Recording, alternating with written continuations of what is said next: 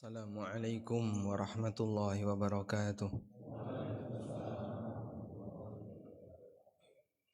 Alhamdulillahi rabbil alamin. Hamdan katsiran tayyiban mubarakan fi. Mubarakan alaihi kama yuhibbu rabbuna wa yardah. Wa ashhadu an la ilaha illallah wahdahu la syarikalah. Wa ashhadu anna Muhammadan abduhu wa rasuluh. Salawatu rabbi wa salamu alaihi wa ala alihi wa ashabihi wa man sara ala nahjihi wastanna bi sunnatihi ila yaumiddin. Alhamdulillah, puji syukur kita haturkan kehadirat Allah Subhanahu wa taala. Pagi ini di Masjid Kampung Sedekah. Sebutannya memang Kampung Sedekah. Kampungnya namanya Kampung Sedekah. Alas Tuwo. Alas Tuwo Full Magic Kebak Keramat ya. Karanganyar, Jawa Tengah. Semoga Allah Subhanahu wa taala memberikan keberkahan bagi masjid ini dan kaum muslimin sekitarnya, sehingga kita bisa mendapatkan manfaat yang baik dari aktivitas yang kita lakukan. Kalau di pengumuman judulnya tahu ilmunya berat menjalankannya. Saya tanya kepada panitia, ini arahnya mau kemana? Kemudian panitia memberikan arahan menjawab fenomena sebagian masyarakat yang mereka merasa keberatan untuk menjalankan syariat, terutama berkaitan dengan pengajian yang isinya menyinggung kesalahan yang mereka lakukan sehari-hari.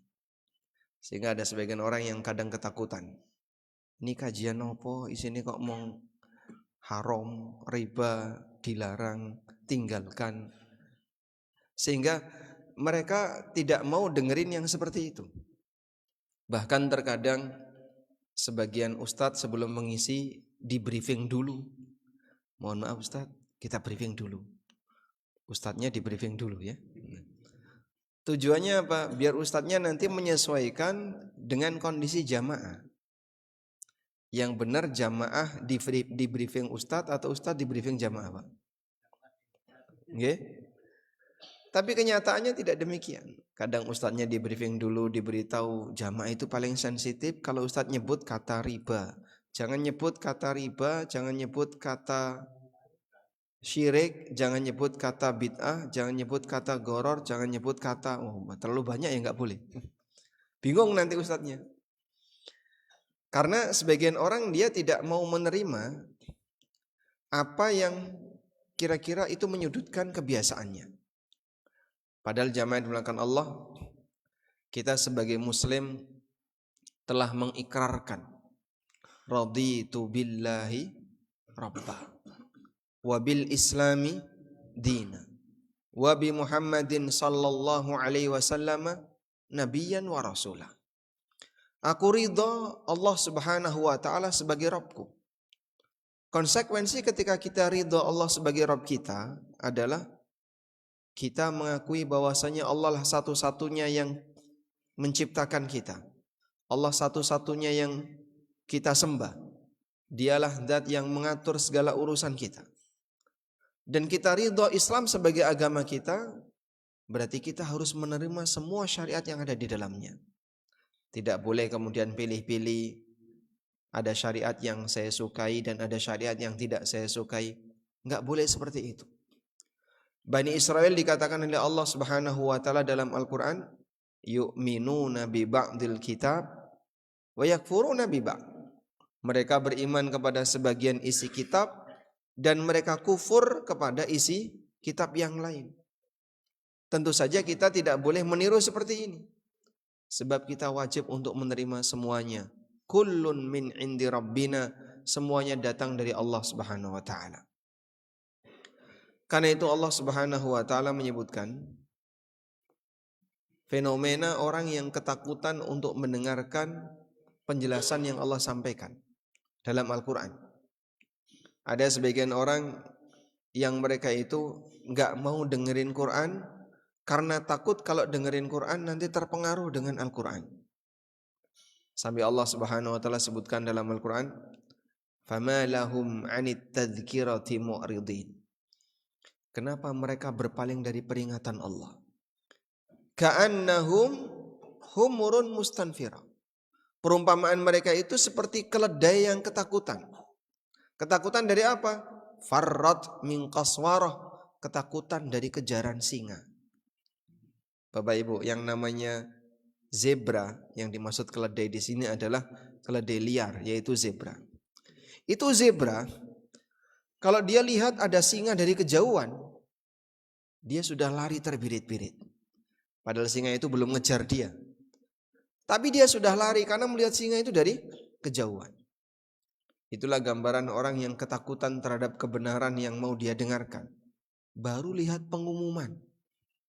Ada kajian anti riba, kajian tentang halal haram, kajian menyinggung ini. Wah, kajian apaan ini? Isinya cuma menyalahkan.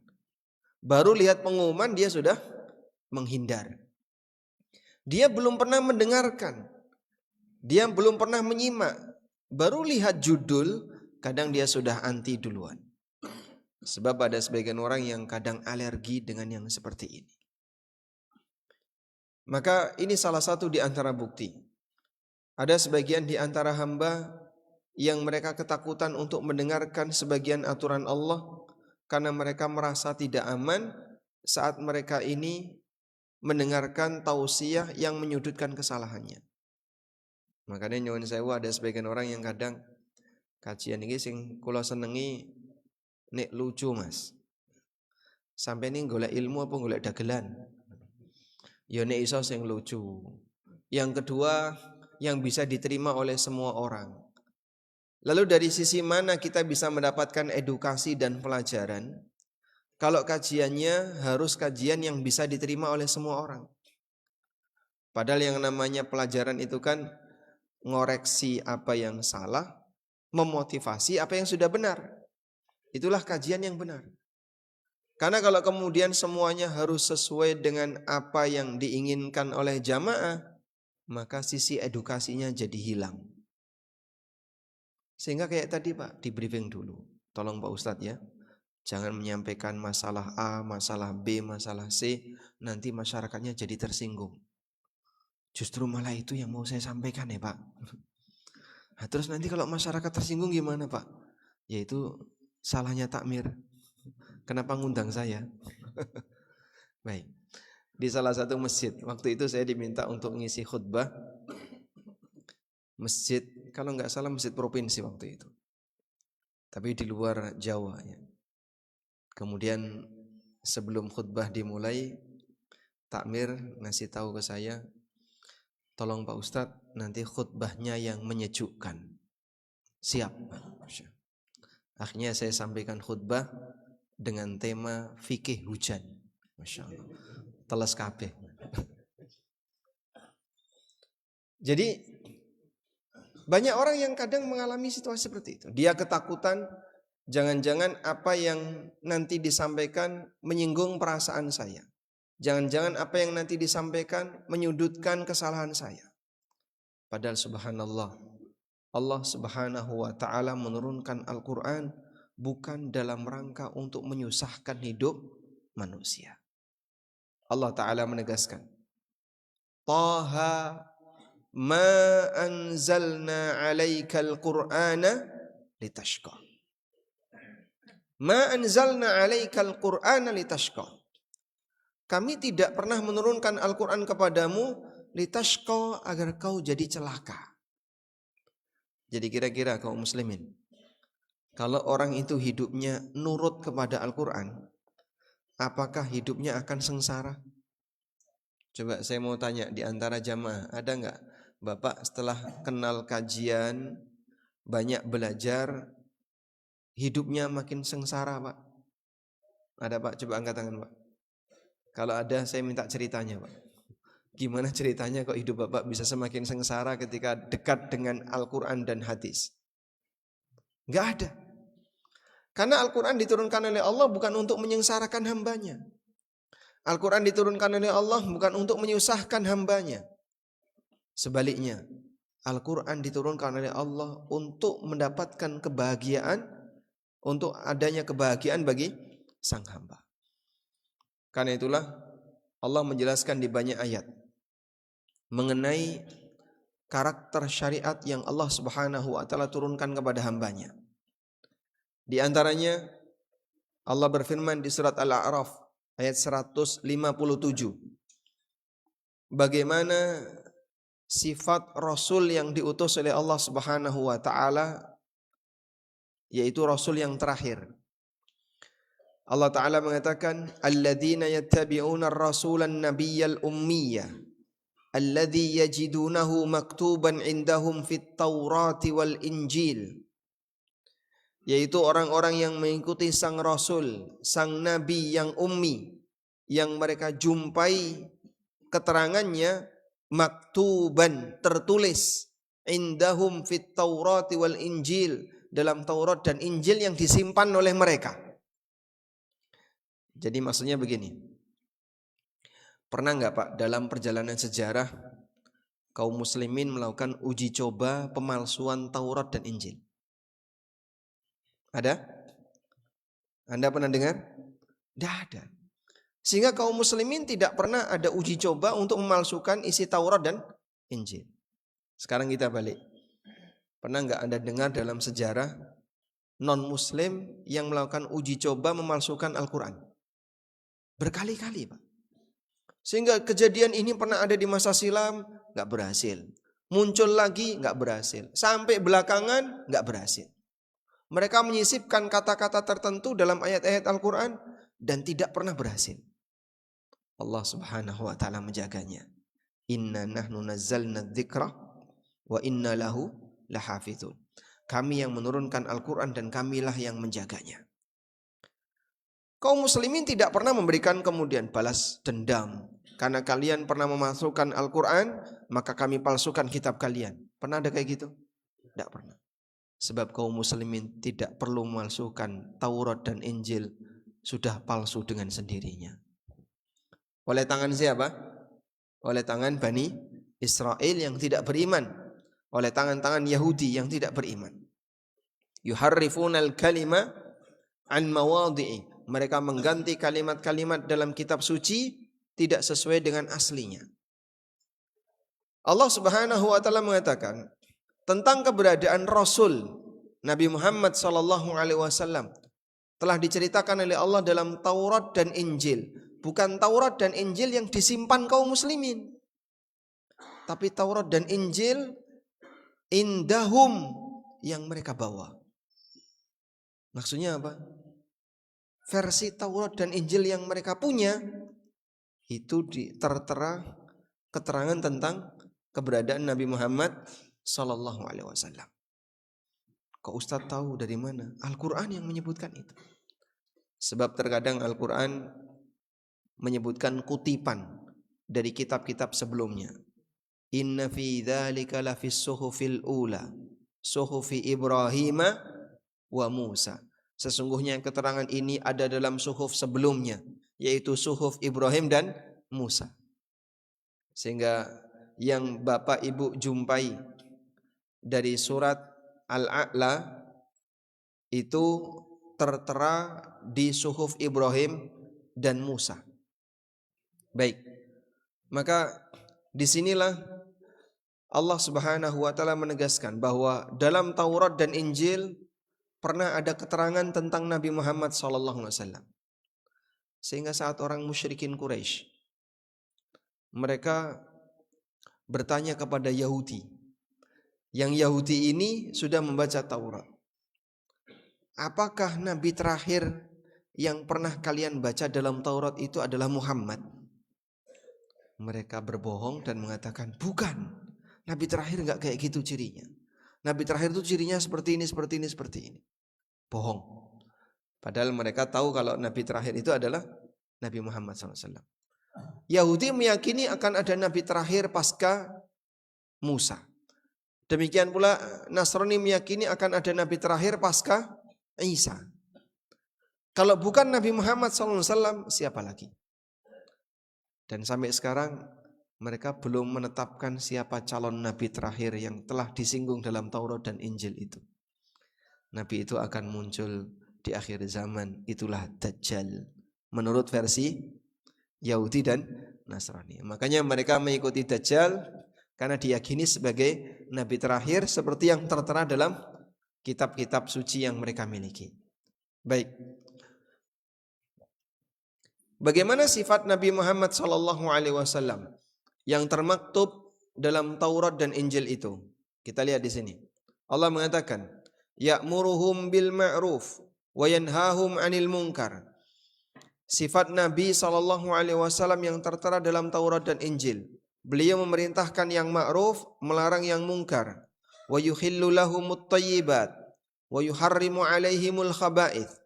Beliau menghalalkan yang baik dan mengharamkan yang khabith. Itulah sifat Nabi SAW dalam Taurat dan Injil. Wa yadau anhum israhum wal aghlal allati kanat alaihim. Dan Nabi yang terakhir ini melepaskan belenggu dan rantai yang dulu menjadi kekang bagi mereka. Maksudnya apa, Pak? Untuk sifat yang terakhir tadi. Nabi yang terakhir yaitu Nabi Muhammad SAW, beliau melepaskan mereka dari belenggu dan rantai yang dulu menjadi kekang bagi mereka. Maksudnya adalah keringanan syariat yang dibawa Nabi Muhammad SAW. Karena syariat yang beliau bawa jauh lebih ringan dibandingkan dengan syariat yang pernah dialami oleh Bani Israel. Bagaimana syariat yang pernah dialami oleh Bani Israel? Mereka punya syariat yang jauh lebih berat dibandingkan kita. Di antaranya yang pertama, Bani Israel kalau berbuat syirik lalu mau tobat, syarat agar tobatnya diterima gimana, Pak? Harus apa? Bunuh diri. Yang tepat bukan bunuh diri, saling membunuh. Sehingga bukan seperti orang Jepang yang melakukan praktek harakiri. Dia menusuk dirinya sendiri, bukan. Tapi saling membunuh.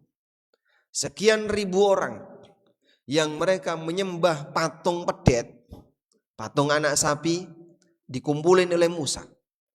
Dalam sebagian versi menyebutkan jumlahnya 70.000. Masya Allah.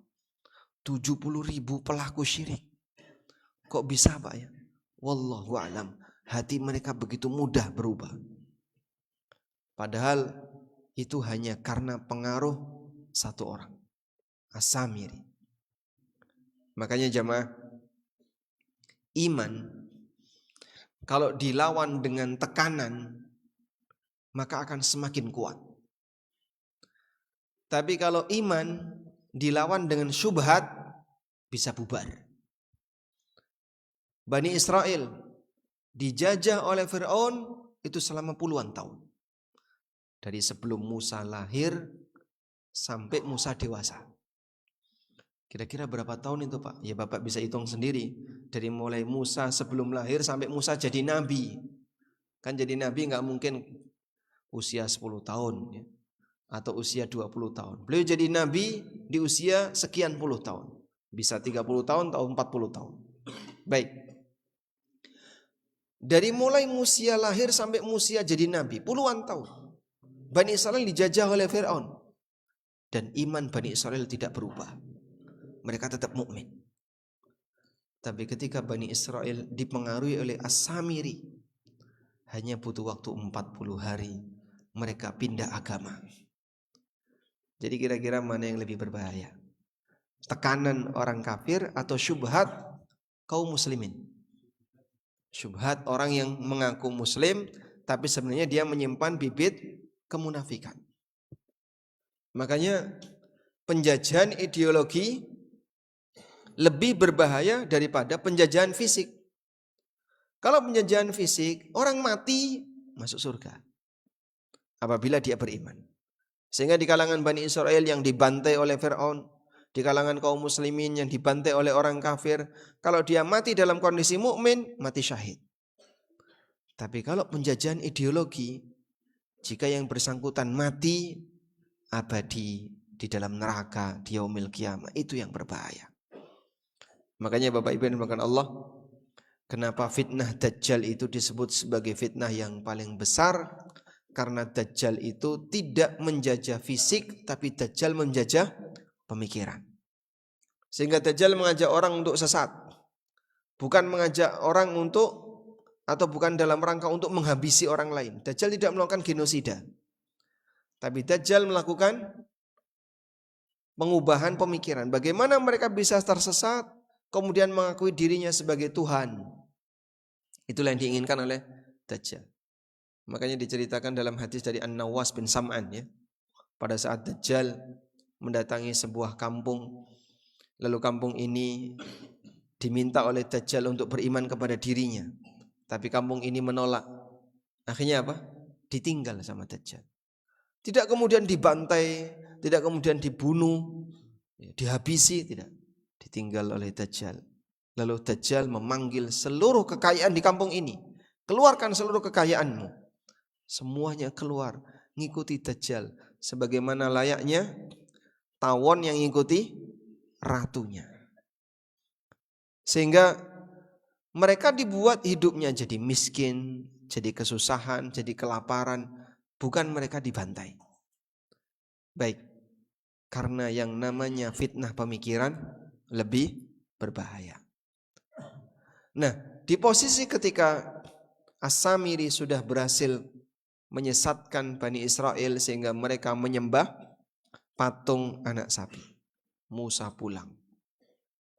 Setelah 40 hari meninggalkan Bani Israel dalam rangka menghadap panggilan Allah Subhanahu wa taala. Sesampainya di kampung tersebut, Musa kemudian marah dan beliau memerintahkan semuanya untuk bertobat. Bagaimana tobatnya? Faqtulu anfusakum dzalika khairul lakum inda bari'ikum fataba 'alaikum. Bunuhlah diri kalian.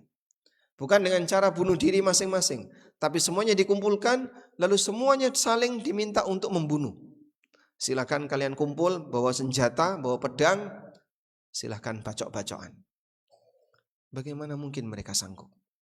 Di depannya ada bapaknya, di depannya ada anaknya, ada istrinya, ada ibunya, ada saudaranya, ada paman bibinya, disuruh saling membunuh.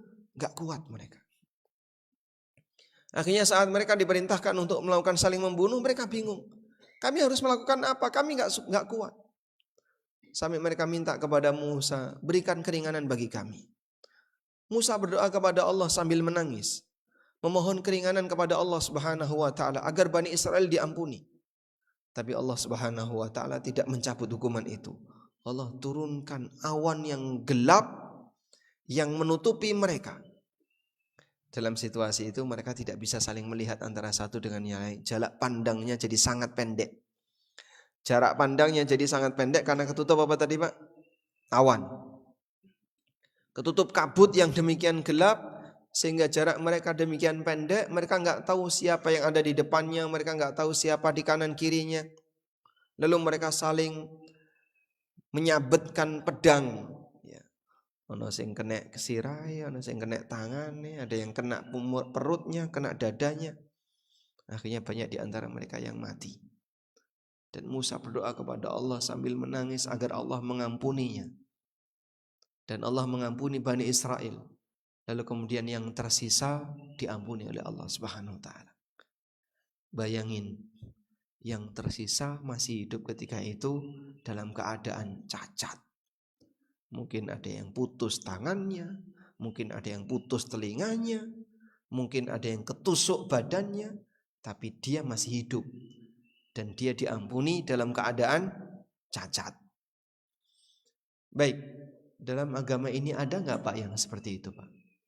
Walhamdulillah tidak ada. Sehingga kaum muslimin kalaupun pernah berbuat syirik, lalu mereka bertobat, silahkan Bapak bertobat, mohon ampun kepada Allah. Urusan pribadi masing-masing, nggak perlu diumumkan di depan masjid. Anda bisa mohon ampun. Mungkin ada di antara kita yang dulu sebelum kenal agama barangkali pernah dolanan dukun, pernah main klenik, kadang sajen di tempat-tempat tertentu, Apalagi nyuwun sewu nggih, sebelum panen biasanya ngapain, Pak? Lamber. Kalau cara Jogja kan wiwitan nggih, Pak. Sehingga dia sajen di pojok-pojok sawah. Ini sebagai persembahan untuk Dewi Sri. Gimana ini? Yaitu kesyirikan. Nek sampai mati durung tobat, musibah besar. Karena dosa syirik itu kalau sampai dibawa mati, Allah enggak ridho pelakunya bisa masuk surga. Allah Ta'ala mengatakan, innahu may yusyrik billah faqad harramallahu alaihil jannah wa ma'wahun nar wa ma lidzalimina min ansar. Sapa wong sing nglakoni syirik, faqad harramallahu alaihil jannah, maka Allah haramkan dia masuk surga. Wong musyrik ra entuk mlebu swarga. Kalau tempatnya tidak boleh di surga, di mana Pak pilihannya? Wa ma'wahun nar, tempatnya di neraka abadi. Maka ingatkan, mungkin ada di antara saudara kita atau orang tua kita yang barangkali pernah melakukan praktek syirik seperti ini. Seperti misalnya ritual-ritual klenik, aneka perdukunan, kadang dia punya jimat, nyimpen-nyimpen benda-benda keramat, dan diyakini kalau ini akan punya kekuatan A, punya kekuatan B, dan seterusnya. Itu semuanya salah. Benda keramat yang punya kekuatan adalah ATM. Benar? Itu punya kekuatan enggak? Oh, tergantung isinya Pak kali itu Pak ya. Baik. Jadi dalam agama ini tidak ada kewajiban bagi mereka yang bertobat dari syirik dia harus membunuh orang lain sesama pelaku syirik, tidak. Alhamdulillah, cukup dia mohon ampun kepada Allah, bertobat kepada Allah, menyesali perbuatan yang dia lakukan di masa silam, semoga Allah ampuni dosanya. Bani Israel,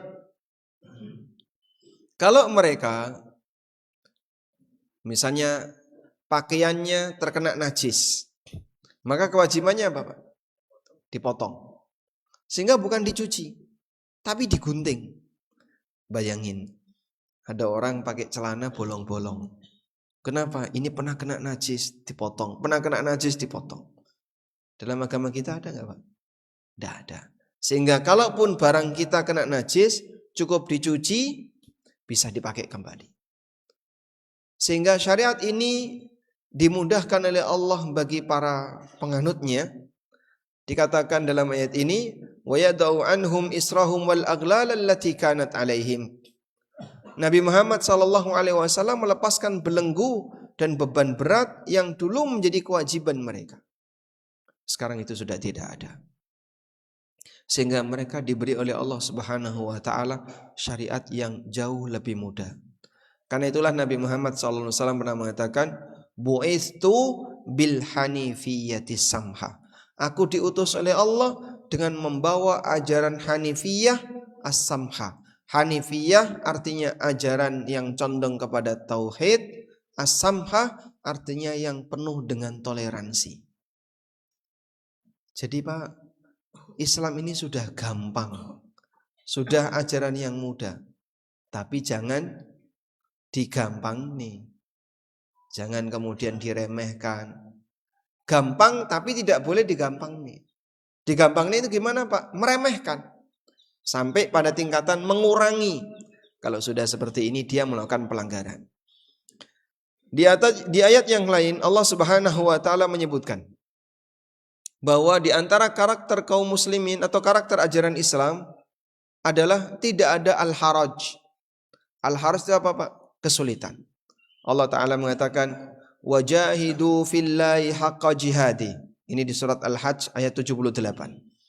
Wajahidu fillahi haqqa jihadi huwajtabakum wama ja'ala alaikum fid dini min haraj millata abikum Ibrahim huwa sammakumul muslimina min qablu wa fi hadha.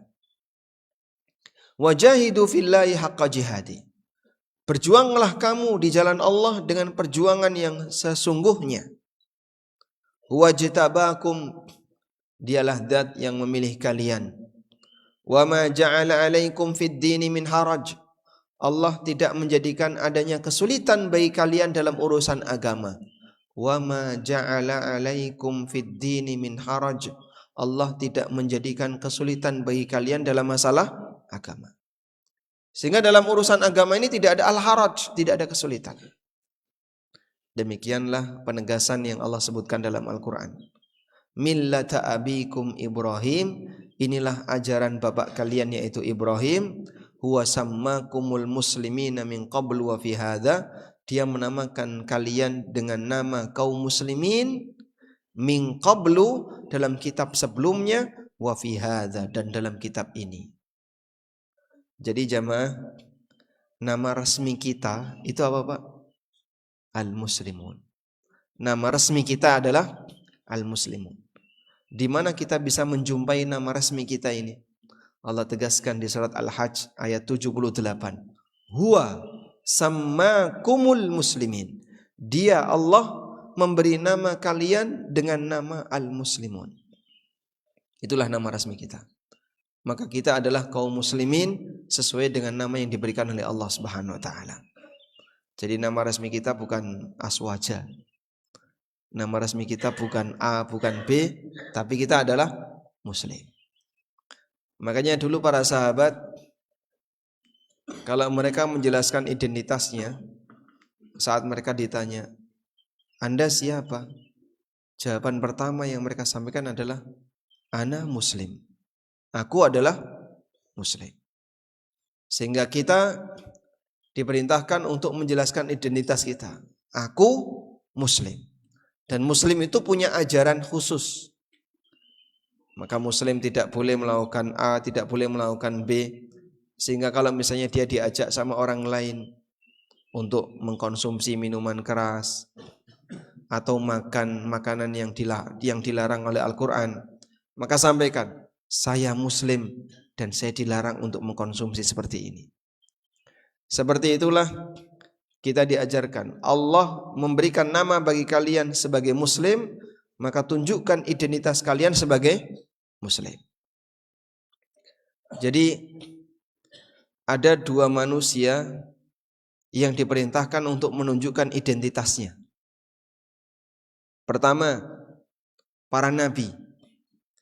Para nabi itu diperintahkan untuk menjelaskan identitas dia sebagai nabi. Sehingga mereka tidak boleh menyembunyikan kenabian. Nabi kok ndelik, itu pasti salah. Karena nabi itu harus menjelaskan wahyu yang diturunkan oleh Allah kepadanya. Sehingga dia harus menyampaikan, ana utusan Allah, aku adalah Rasulullah, aku utusan Allah. Tidak boleh dia sembunyi. Kalau dia sembunyi, berarti dia belum melaksanakan tugasnya. Karena itu Allah perintahkan kepada Nabi SAW, Ya ayuhan Nabi, balligh ma unzila ilaika min rabbik. Wahai Nabi, sampaikanlah apa yang diturunkan oleh Allah kepadamu. Baik, ini yang pertama. Yang kedua, identitas kedua yang kita diperintahkan untuk menjelaskan adalah Muslim. Sehingga kita sebagai Muslim tidak boleh menyembunyikan statusnya. Nyatakan, saya Muslim. Tujuannya apa Pak? Biar kita bisa menyesuaikan dengan aturan yang ada di masyarakat. Dan masyarakat juga bisa menyesuaikan dengan kondisi kita. Oh, dia itu Muslim. Muslim itu tidak boleh A, tidak boleh B, tidak boleh C, tidak boleh D. Maka kamu jangan paksakan dia untuk melakukan A, B, C, D. Karena Muslim tidak boleh melakukan seperti itu. Walhamdulillah, mereka yang menjelaskan identitasnya saat berinteraksi dengan orang lain, untuk menunjukkan komitmen agamanya, dihargai oleh sebagian orang non-Muslim. Ya. Mungkin Anda bisa dapat cerita dari teman-teman yang kerja di Jepang, yang kerja di Eropa, di perusahaan-perusahaan asing. Mereka dihargai statusnya sebagai Muslim. Sehingga di situ tidak boleh ada makanan yang diharamkan menurut kaum muslimin. Di sebuah negara kafir, teman-teman yang Muslim itu ketika puasa mereka dihargai. Sehingga kerja shift sore sampai malam. Begitu waktunya berbuka Ramadan, disuruh untuk break, berhenti. silahkan memberi kesempatan bagi muslim untuk berbuka. Tapi harus ada pernyataan di depan. Sehingga disampaikan, kamu muslim? Iya. Puasa? Puasa. Ngisi form. Setelah mereka ngisi formulir itu, maka nanti disikapi oleh perusahaan sesuai dengan kondisinya. Orang ini wajib sholat jam sekian, maka dia diberi waktu istirahat untuk sholat. Subhanallah. Demikianlah posisi seorang muslim ketika dia menjelaskan identitasnya. Cuman kan kadang kita malu, Pak, ya. Sehingga muslim malu untuk menampakkan dirinya sebagai muslim. Wes rasa ngetok-ngetok nih sebagai muslim. Loh kenapa, Pak? Kenapa kita harus malu? Tampakkan kalau diri kita adalah muslim. Walaupun tidak ada pakaian khusus untuk muslim. Yang penting pokoknya tidak melanggar syariat. Tapi kau jelaskan kalau identitas kamu adalah muslim, agar orang lain bisa memberikan sikap yang tepat bagi kamu. Itu muslim loh, Pak. Jangan sampai dikasih daging babi, Pak. Jangan sampai dikasih khomer karena dia muslim. Makanya kalau sampai ada warung soto atau warung sate, ternyata yang dia jual adalah daging babi, kok dia tidak menjelaskan apa yang dia jual, itu sama dengan menipu.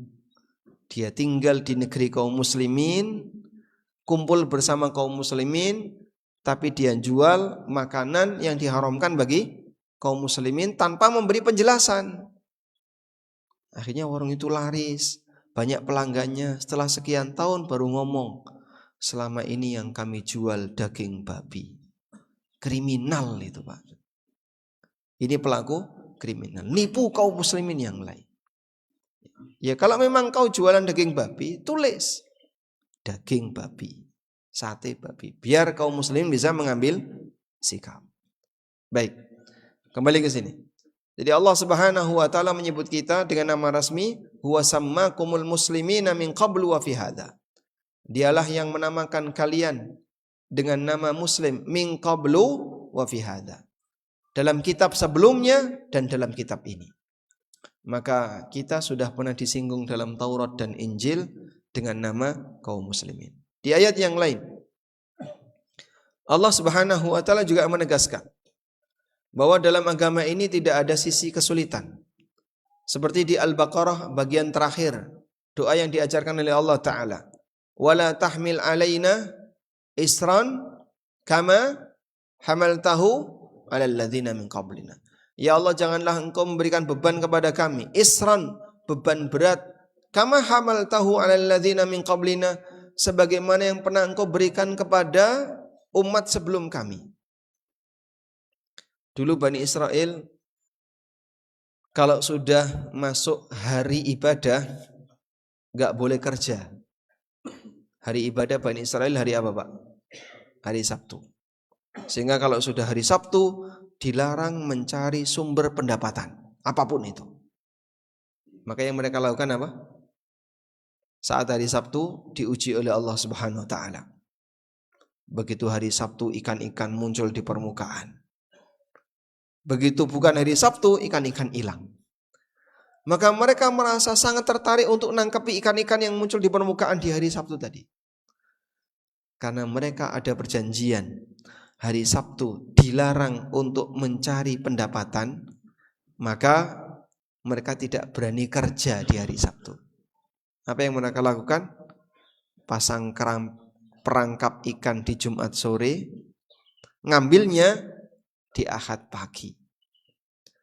Kemudian dilaknat oleh Allah Subhanahu wa taala, dan sebagian di antara mereka ada yang diubah jadi kera dan babi. Baik. Di tengah kaum muslimin ada enggak, Pak, larangan untuk kerja di hari Jumat, Pak? Sebutkan dalil baik Al-Qur'an maupun hadis dilarang kerja di hari Jumat. Ada? Enggak ada. Bahkan para sahabat mereka beraktivitas, berdagang, berbisnis di hari Jumat. Apa dalilnya? Di zaman Utsman radhiyallahu anhu, beliau beristihad mengadakan adzan Jumat 2 kali. Adzan yang pertama dilakukan sebagai peringatan kalau waktu Jumatan sudah dekat. Dan itu tidak di masjid, tapi di daerah yang ada pasarnya, namanya daerah Zawra. Di Zawra inilah muadzin itu mengumandangkan azan untuk memberi peringatan kepada para pelaku pasar bahwa sebentar lagi Jumatan mau dimulai. Nah, berarti ini menunjukkan bahwasanya para sahabat di masa itu mereka juga beraktivitas di pasar di hari apa? Hari Jumat. Walhamdulillah, tidak ada larangan bagi kaum muslimin untuk bekerja di hari Jumat. Ada satu cerita. Udah pernah dengar ceritanya belum? Belum? Oh, belum cerita ya. Insyaallah. Jamaah sudah mulai banyak yang ngantuk ini. Ini tantangan kajian subuh ya. Mata merah, merem liar-liar. Jadi ketika ada forum para pendeta dan tokoh agama Nasrani se-Indonesia, mereka mengusulkan kepada pemerintah, dan waktu itu yang jadi wakil presiden Pak JK. Mereka mengusulkan kepada pemerintah agar di setiap kantor pemerintah itu dibangun gereja. Sebagaimana di setiap kantor pemerintah ada masjid. Sehingga nanti biar seimbang, di kantor pemerintah ada gerejanya. Kan banyak ya kantor pemerintah punya masjid.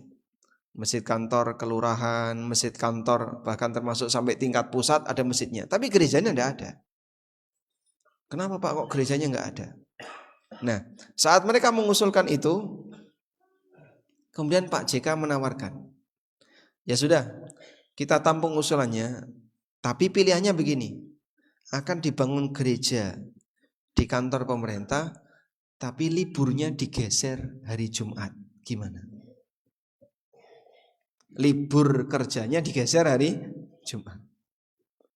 Pilih mana? Liburnya geser Jumat bukan Ahad, tapi di kantor pemerintah ada gereja. Ya mereka terdiam, mending libur hari Ahad. Jadi kenapa di kantor pemerintah ada masjid? Karena pas hari Jumat gak libur, kaum muslimin kerja. Sehingga mereka butuh Jumatan untuk menampung seluruh penghuni kantor. Kalau tidak disediakan masjid, ya nanti akan kecacar di mana-mana, morat-marit, ada yang terpencar di masjid sana, sehingga mereka disediakan masjid. Karena kaum muslimin lebih rajin ibadah daripada umat yang lain. Baik. Disitulah makna wala tahmil alaina isran kama hamaltahu alal ladzina min qablina. Ya Allah, janganlah engkau berikan kami beban berat sebagaimana yang pernah engkau berikan kepada umat sebelum kami. Dan Allah Subhanahu wa taala mengabulkan hal ini. Sehingga kaum muslimin diizinkan untuk tetap kerja di hari Jumat, tidak sebagaimana umat masa silam. Kalau sudah masuk waktu ibadah, mereka tidak boleh kerja. Baik. Demikian pula kaum muslimin dimudahkan oleh Allah Subhanahu wa taala dalam aktivitasnya. Dulu Bani Israel, mereka kalau masuk waktu pagi, di depan rumahnya itu sudah tertulis daftar dosa dan kesalahan yang dilakukan oleh penghuninya.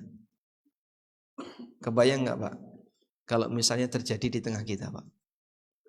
Mungkin kita akan merasa sangat malu. Sehingga begitu pagi, di depan rumahnya sudah ada daftar dosa yang dilakukan oleh si A. Si A melakukan A, B, C, D, E, F, G. Masya Allah. Andaikan itu terjadi pada kita gimana, Pak? Kita mungkin gak berani keluar rumah.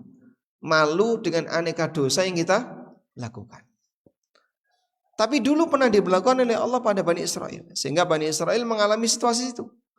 Mereka dipermalukan oleh Allah Subhanahu wa ta'ala. Walhamdulillah, semua ini tidak ada dalam syariat kita. Tapi kenapa masih banyak orang yang terasa berat dan sulit untuk menerima? Makanya kalau sampai ada orang yang bilang seperti ini, Mas, setelah saya ngaji kok rasanya semuanya serba gak boleh ya Mas. Ini riba, ini haram, ini goror, ini dilarang. Resign sekarang. Apa-apa kok haram, apa-apa haram. Itu terlalu suudzon kepada syariat. Apa yang diperbolehkan oleh Allah jauh lebih banyak dibandingkan yang dilarang. Makanya sampai ada ungkapan dalam urusan dunia itu hukum asalnya mubah kecuali yang dilarang. Urusan dunia hukum asalnya mubah kecuali yang dilarang. Nah, yang dikecualikan tentu saja lebih sedikit. Contoh Pak, di sekolah ini terdaftar 100 siswa. Semuanya hadir kecuali 95. Kalimat ini salah atau benar? Nggih? Salah atau benar? Kenapa salah? Karena yang dikecualikan lebih banyak. Seharusnya gimana?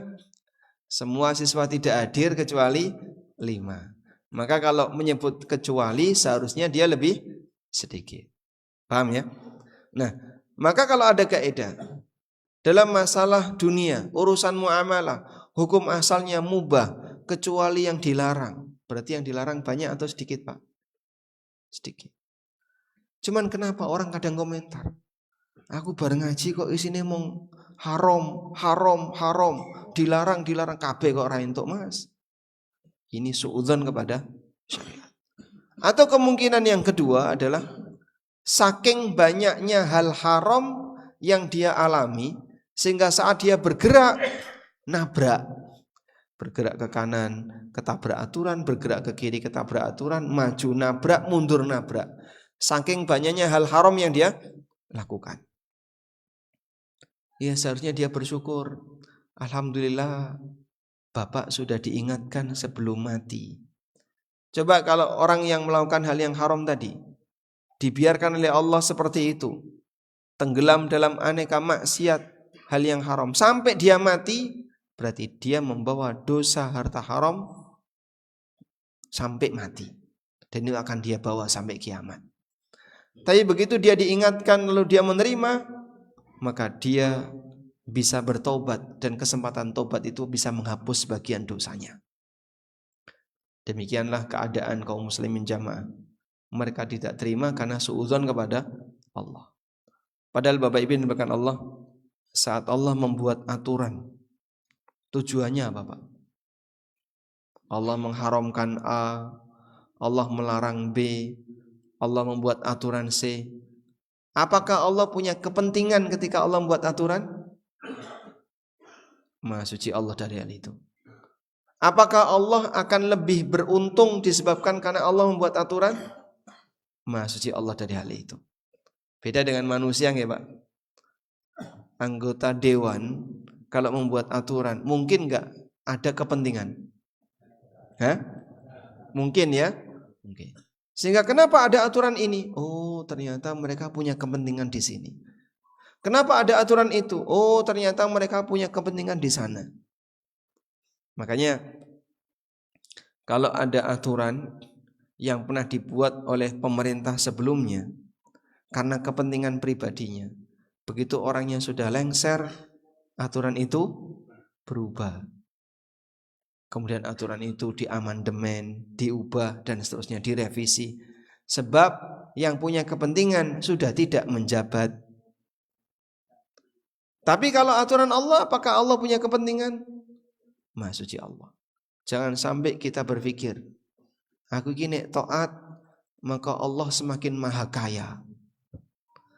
Sebaliknya aku kalau maksiat, kekayaan Allah berkurang. Subhanallah. Maha suci Allah.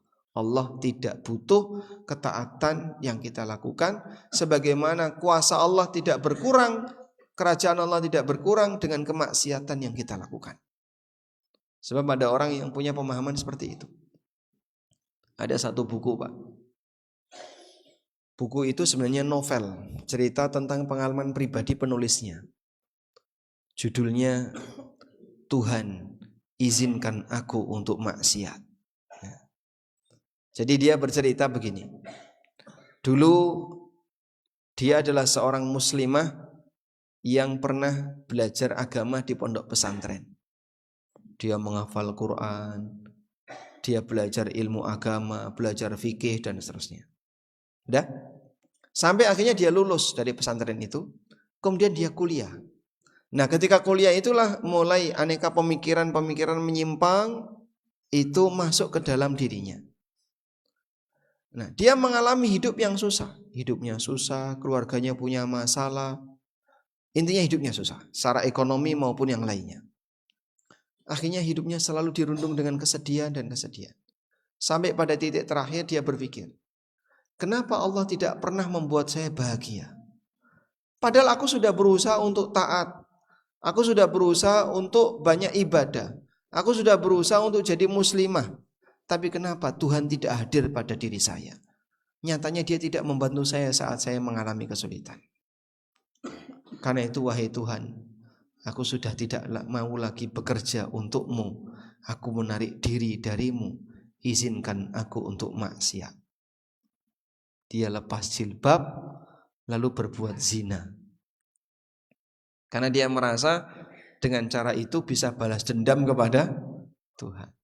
Orang kalau maksiat, apakah dia mengurangi keagungan Allah?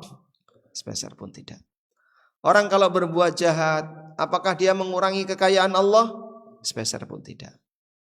Sehingga saat dia taat, dia maksiat, semuanya akan kembali kepada dirinya.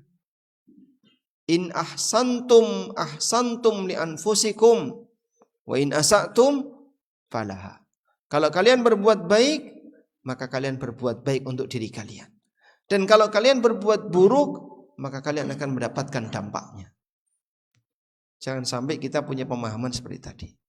Karena itu dalam sebuah hadis qudsi, Nabi SAW bersabda, Allah Ta'ala berfirman, Ya ibadi, law anna awwalakum wa akhirakum, wa insakum wa jinnakum, kanu ala atqa qalbi rajulin wahidin minkum. Wahai para hambaku, andaikan makhluk pertama sampai yang terakhir, jin dan manusia, semuanya menjadi makhluk yang paling bertakwa hatinya di antara kalian. Apa kata Allah? Ma zada dzalika fi mulki syai'a. Sepeser pun itu tidak menambah kerajaanku. Jadi andaikan kita semua Pak seperti Nabi Muhammad SAW, taatnya seperti Nabi Muhammad SAW, hatinya seperti Nabi Muhammad SAW, semua manusia seperti itu, bahkan termasuk juga jin, sepeser pun itu tidak menambah kerajaan Allah Subhanahu wa taala. Lalu Allah melanjutkan firman-Nya, Ya ibadi, law anna awwalakum wa akhirakum wa insakum wa jinnakum kanu ala afjari qalbi rajulin wahidin minkum. Wahai para hambaku, andaikan makhluk pertama sampai yang terakhir, jin dan manusia, menjadi makhluk yang paling fajir, yang paling jahat di antara kalian. Apa kata Nabi SAW? Apa kata Allah? Ma naqasa dzalika fi mulki syai'a. Itu sepeser pun tidak mengurangi kerajaanku. Sehingga orang kalau mau berbuat taat atau berbuat maksiat, hakikatnya kembali kepada diri mereka masing-masing. Karena itu jamaah, kalau sampai ada orang yang dia berpikir apa-apa kok dilarang, apa-apa kok dilarang, ini suudzon kepada Allah. Padahal Allah mengatur itu tujuannya untuk kemaslahatan hamba dan Allah sama sekali tidak punya kepentingan. Cuman sebagian orang terkadang mereka keberatan untuk menerimanya. Baik, saya ajak Anda untuk melihat bagaimana perbandingan yang diberikan oleh Allah Subhanahu wa taala antara orang mukmin dengan orang munafik. Silakan dibuka firman Allah di akhir dari surat At-Taubah. Di surat At-Taubah ayat 124 125. Bagian akhir dari surat At-Taubah. Ketemu Pak? Baik, yang ngantuk silakan dibuka mushafnya. Biar enggak ngantuk, lihat ke mushaf. Baik, masjid ini enggak ada kipas ya Pak. Adanya angin cendelon. Nah, alhamdulillah. Karena sejuk sehingga membuat jamaah adem, ayem, merem. Nah, tolong yang ngantuk dijawil sebelahnya ya. Allah Ta'ala berfirman, wa idza ma unzilat suratun, ketika turun surat yang baru kepada Nabi SAW, faminhum may yaqulu, sebagian di antara mereka ada yang mengatakan, ayyukum zadathu hadhihi imana, siapa di antara kalian yang imannya bertambah? Fa ammal ladzina amanu fazadathum imanan wa hum yastabshirun, adapun orang yang beriman maka iman mereka semakin bertambah dan mereka semakin berbahagia. Wa ammal ladzina fi qulubihim marad, adapun orang yang punya penyakit dalam hatinya, fazadathum rijsan ila rijsihim wa matu wa hum kafirun, maka keberadaan surat yang baru tadi semakin menambah kotoran dalam hatinya dan mereka mati dalam keadaan kafir. Jadi ayat ini menyinggung tentang kebiasaan buruk orang munafik. Orang munafik itu tetangganya Nabi SAW. Orang munafik itu tetangganya Abu Bakar, Umar, Utsman, Ali, dan para sahabat yang lainnya. Tapi kedekatan mereka dengan orang-orang soleh ternyata tidak membuat mereka ketularan jadi soleh. Mereka tetap jahat. Bahkan menyimpan rencana jahat kepada Rasulullah SAW dan para sahabat. Maka Allah Subhanahu wa taala sebutkan salah satu di antara pelanggarannya. Wa idza ma unzilat suratun, apabila turun surat yang baru kepada Nabi sallallahu alaihi wasallam, faminhum may yaqulu, sebagian di antara mereka ada yang mengatakan dengan nada nyindir, ngenyek, nyinyir, ayyukum zadatu hadi imana, ada enggak di antara kalian yang imannya bertambah? Nih baru ada surat baru yang turun sama Muhammad tuh. Ada enggak yang imannya bertambah? Lalu Allah Subhanahu wa taala mengatakan, fa ammal ladzina amanu, coba lihat orang yang beriman. Ketika orang beriman itu turun surat baru, mereka mendapatkan ilmu yang baru. Saat turun surat baru, mereka dapat ilmu baru. Nah, saat sahabat mendapatkan ilmu baru itu, iman mereka bertambah, wahum yastabshirun, dan mereka gembira. Terima kasih Pak Ustadz, baru kali ini saya tahu kalau ternyata selama ini praktek yang saya lakukan itu salah. Terima kasih Pak Ustadz, baru kali ini saya tahu kalau ternyata ini adalah kewajiban yang harusnya saya lakukan. Terima kasih, terima kasih. Itulah karakter mukmin. Mendapatkan ilmu baru dia merasa senang dan bahagia.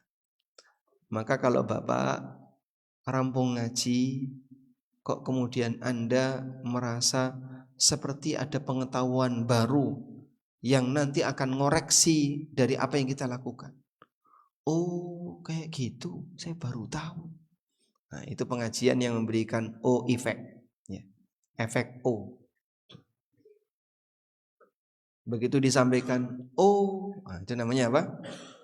O effect. Itulah tambahan iman.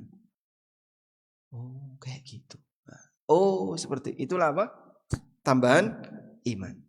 Ketika dia terima dan dia gembira, alhamdulillah, itu ilmu baru. Alhamdulillah, saya senang. Itulah iman yang bertambah. Di saat iman itu bertambah, maka seorang mukmin gembira. Yang dikatakan dalam ayat ini, fazadathum imanan wa hum yastabshirun. Keberadaan ayat yang baru tadi semakin menambah iman bagi mereka dan mereka gembira. Wa ammal ladzina fi qulubihim marad, adapun orang yang dalam hatinya sudah ada penyakit, keberatan Pak untuk menerima.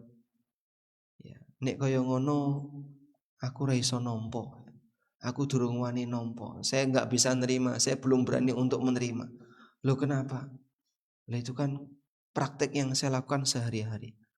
Kok dikatakan salah, dikatakan dosa, dikatakan riba, dikatakan ini. Padahal itu praktek yang saya lakukan sehari-hari. Maka keberadaan ilmu baru tadi semakin menambah penyakit dalam hatinya.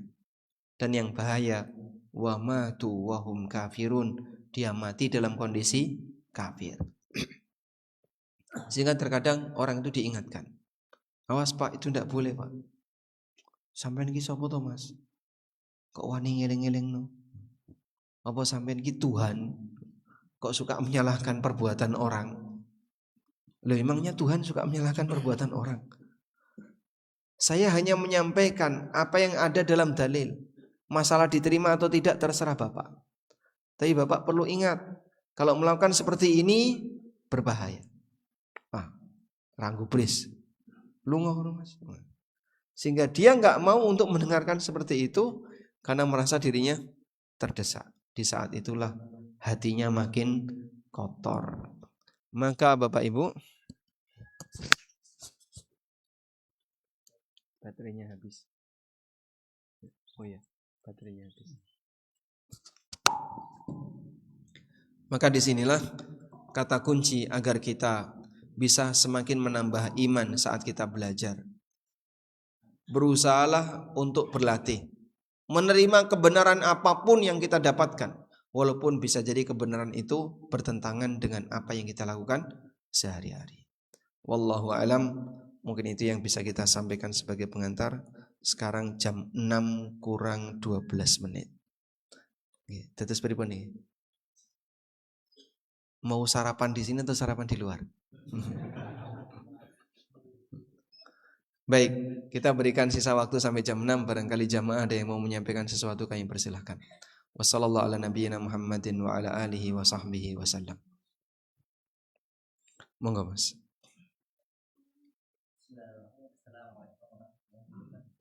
Waalaikumsalam warahmatullahi wabarakatuh. Itu bisa dinyalakan Pak? Atau mau diganti baterai dulu? Monggo, antri dulu nggih Pak. Ya, silakan.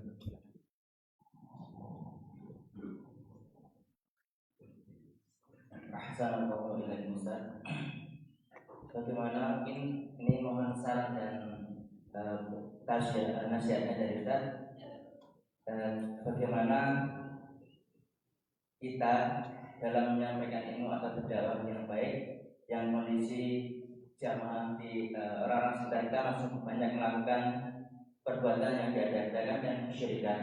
Bagaimana agar dakwah kita mudah diterima dan dikorelasikan dengan strategi dakwah. Yang pertama itu yang kedua, mohon sarannya Ustaz juga di lembaga kami menaungi beberapa jamaah yang dimana kondisi jamaah kami itu masih banyak yang terjerat bangkai atau keliling atau kompetisi yang diserahkan dalam lembaga kami. Kemudian dari kondisi lembaga kami masih minim keuangan. Kami melihat bukan karena dunia, tapi kami melihat dakwah dari jamaah tersebut terhadap akhiratnya yang dengan kondisi kami. Namun saya rasa bagaimana kan cara menghalangan bangkit tersebut atau bangkit tersebut untuk mengatasi di jamaah kami yang terkena, apakah diberikan penulisan pinjaman atau dengan pembungkusan? Baik. Alhamdulillah. Bagaimana caranya ketika kita ingin berdakwah di lingkungan yang penuh dengan praktek klenik, syirik atau amalan yang tidak diajarkan Nabi SAW? Ya memang ini salah satu di antara tantangan yang cukup berat ya. Karena ketika kita menyampaikan hal yang berbeda kepada orang lain, tentu saja mereka akan berusaha untuk menjaga jangan sampai yang kita sampaikan ini masuk ke mereka. Sehingga terkadang kajian durung mulai sudah dibubarkan ya. Itu contoh bagaimana mereka memproteksi apa yang mereka miliki sehingga mereka anggap kebenaran itu syubhat. Padahal sejatinya yang mereka lakukan itu adalah kesalahan yang dibungkus dengan syubhat. Mungkin sebagai cara yang pertama, pendekatan yang paling gampang adalah pendekatan melalui materi. Bagaimana Pak pendekatan melalui materi?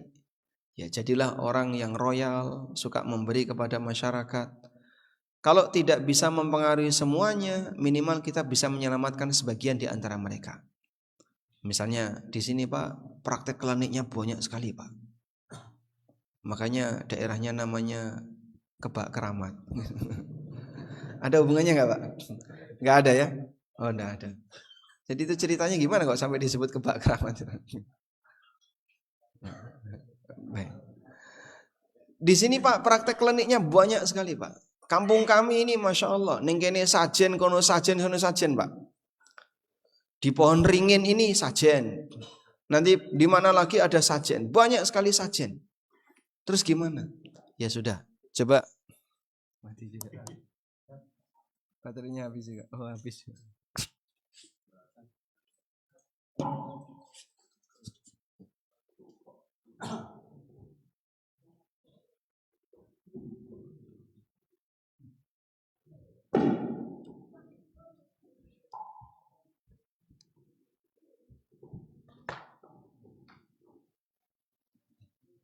Baik. Tahapan awal yang mungkin bisa dilakukan adalah pakai pendekatan materi. Karena orang itu kalau sering dikasih pangku mati. Itu kalau dalam bahasa Arabnya an-nafsu jubilat ala man ahsana ilaiha. Jiwa itu diberi oleh Allah karakter dia akan membalas orang yang berbuat baik kepadanya. Dan ini yang paling efektif. Makanya dulu Nabi Muhammad SAW beliau dalam rangka mempengaruhi kaum yang lain, umat yang lain, pada saat beliau berdakwah, ada yang dikasih kambing 1 lembah.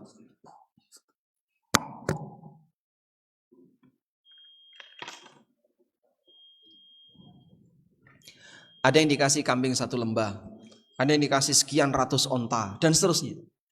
Sampai sebagian di antara mereka ketika mendapatkan hadiah itu, dia langsung pulang ke kampungnya, kemudian menyampaikan kepada masyarakatnya, ya qaumi aslimu, fa inna Muhammadan qad a'ta atiyatan lam yakhshal faqah. Wahai kaumku, masuklah kalian ke dalam Islam. Muhammad telah memberikan kepada kami pemberian yang menunjukkan kalau dia enggak takut miskin. Masya Allah. Ternyata jor-joran materi seperti itu bisa membuat hati seseorang jadi bergeser.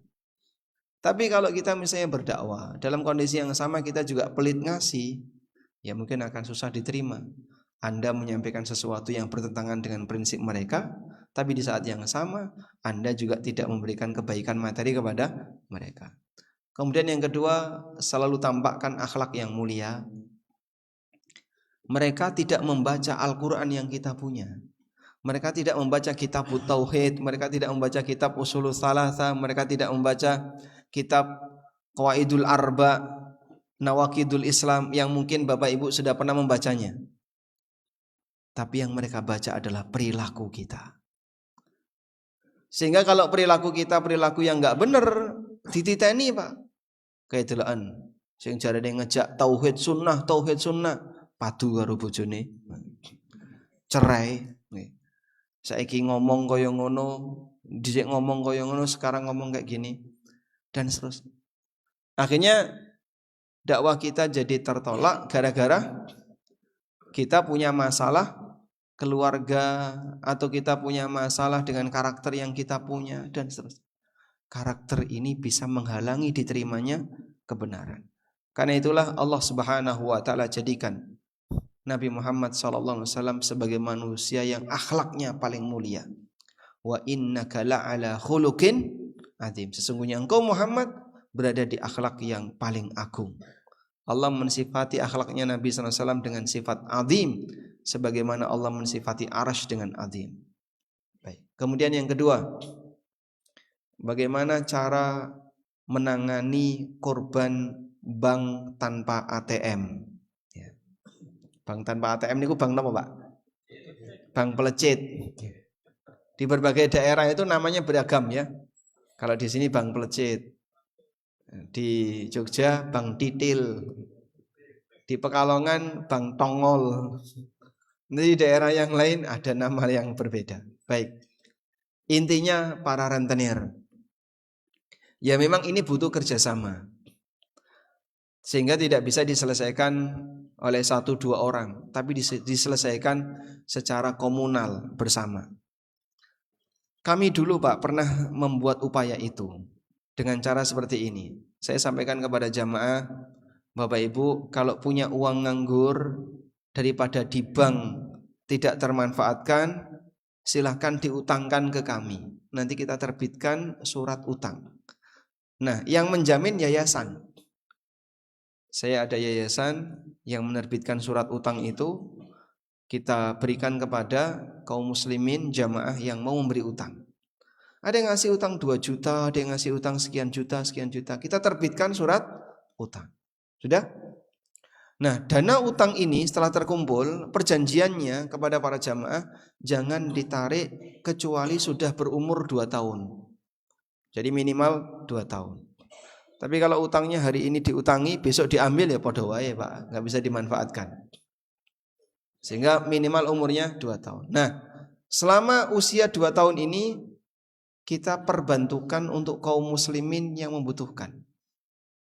Dalam rangka nutupi bank pelecet tadi, Pak. Bank detail tadi. Si A punya utang sekian juta, tutup. Nanti silakan si A bayar ke kita tanpa bunga. Si B punya utang sekian, kita tutupi. Nanti si B silakan nyicil ke kita tanpa bunga. Wah, kok enak Pak, ini kok yang mana? Nek hilang gimana Pak? Nah, kita punya strategi waktu itu. Ada verifikasi berlapis. Sehingga siapa yang berhak mendapatkan pinjaman tadi, kita gunakan verifikasi berlapis. Pertama, verifikasi model bank. Dengan melihat sumber penghasilan, tingkat kejujuran, dan seterusnya. Itu verifikasi model perbankan. Yang kedua, verifikasi yang kita selenggarakan sendiri. Yang bersangkutan disyaratkan 1, tobat. Pokoknya Bapak harus tobat dengan serius. Ya Mas, aku nyesel Mas, tobat Mas. Yang kedua, ya kita kan tidak tahu hatinya ya. Tapi kalau dia sudah menyatakan tobat, mudah-mudahan itu jujur. Yang kedua, wajib ikut kajian. Sehingga ditentukan, kamu ada di daerah mana? Daerah sini. Baik, kita hubungi ustadz di daerah sana. Tolong dipantau, orang ini kita syaratkan harus ikut kajian. Nah, tujuannya apa Pak ikut kajian itu Pak? Untuk fungsi kontrol. Sehingga orang ini dia tidak hilang. Pembuktian dilakukan dulu. Bapak harus ngaji dulu minimal sekian kali, baru nanti kita kasih pinjaman. Nah, setelah dia ngaji, terpaksa harus datang di pengajian, baru kita kasih pinjaman.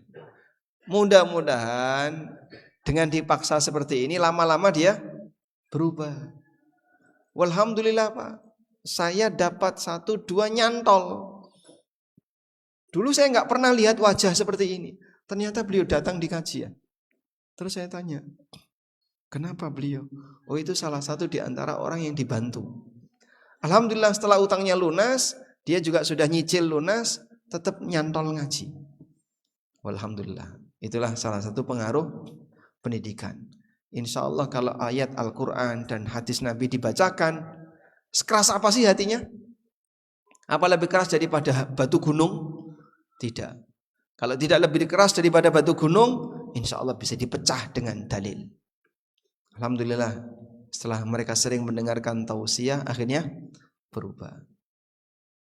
Tapi lama-kelamaan yang pinjem banyak sekali Pak.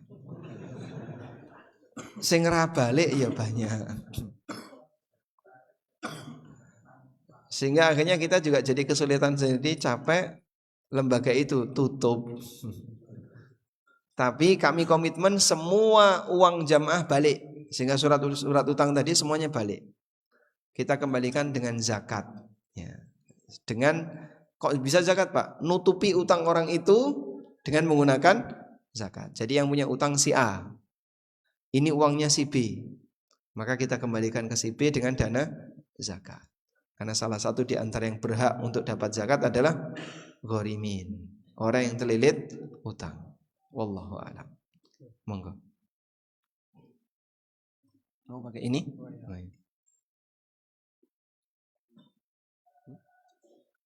iya. Ini yang terakhir. Monggo langsung. Assalamualaikum warahmatullahi wabarakatuh. Waalaikumsalam warahmatullahi wabarakatuh. Terkait dengan khutbah akhir Ustaz, atau khutbah yang kedua, itu kan ada Inna Allaha wa malaikatahu yusholluna 'alan nabi ya aman selalu itu bisa kita terima. Kemudian ada doa itu.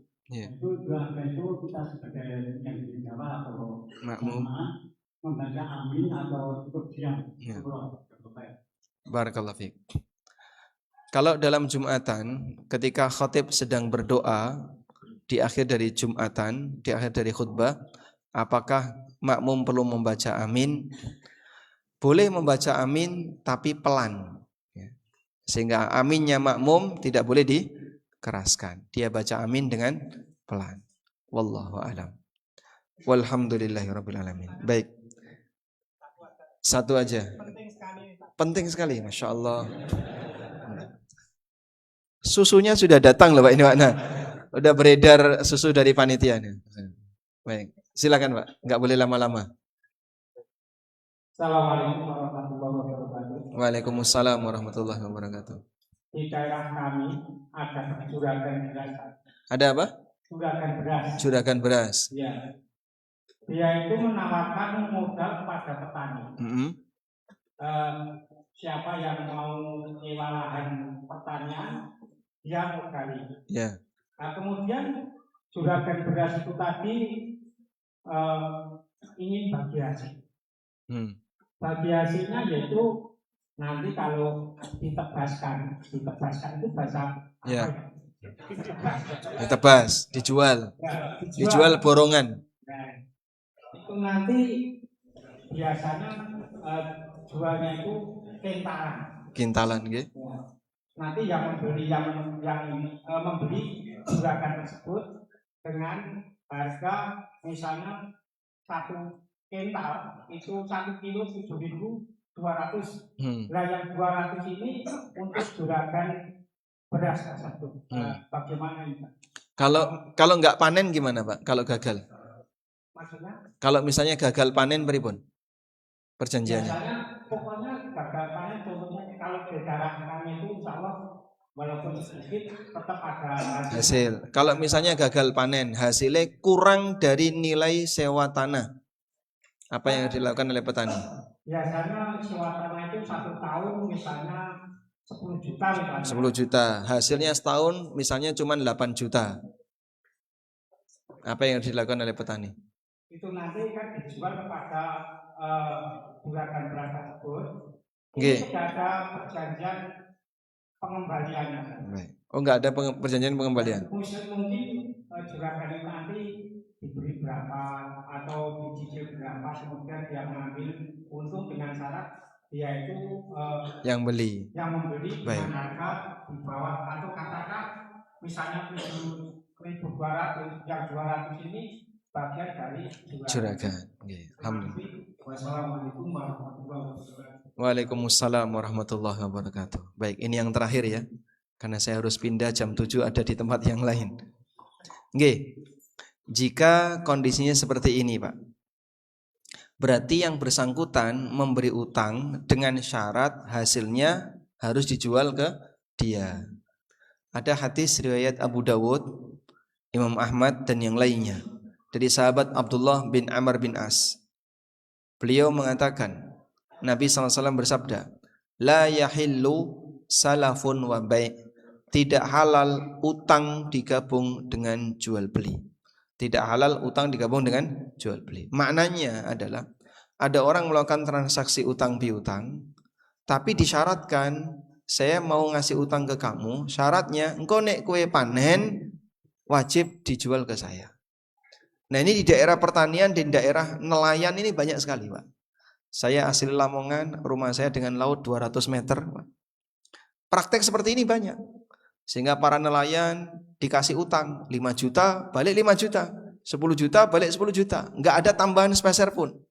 Cuman syaratnya engkau nek kue entuk kepiting atau cumi atau hasil laut yang lainnya, seafood yang bisa dijual, wajib dijual ke saya.